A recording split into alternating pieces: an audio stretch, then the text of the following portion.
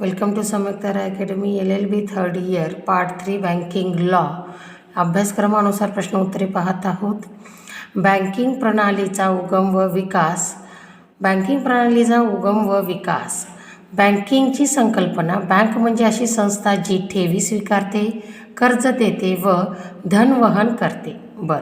Banking regulation act 1949 कलम 5A नुसार बँकिंगची व्याख्या दिली आहे.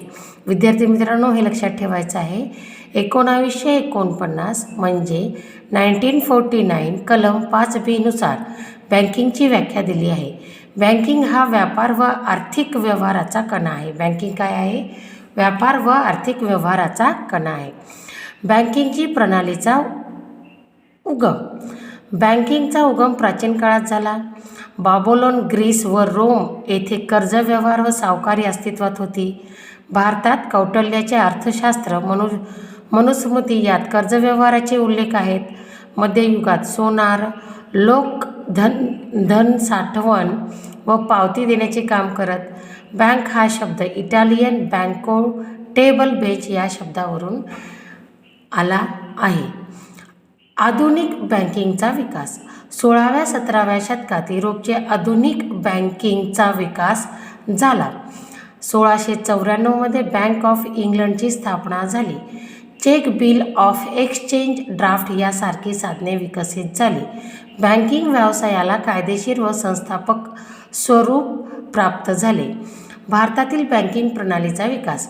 1770 bank of Hindustan, 1806 bank of Calcutta, 1935 reserve bank of India, 1934 अंतर्गत RBIची केंद्रीय बँक, 1969 व 1980 मध्ये बँकांचे राष्ट्रीयकरण.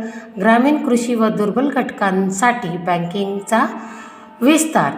बँकिंगविषयक महत्त्वाचे कायदे आहेत. 1937, 1949, 1881, 1955, 2002 आणि 1993. नंतर बँकिंग क्षेत्रातील सुधारणा. उदारीकरण, खाजगीकरण व जागतिकीकरण. खाजगी व परकीय बँकांचा प्रवेश. तंत्रज्ञानाचा वापर.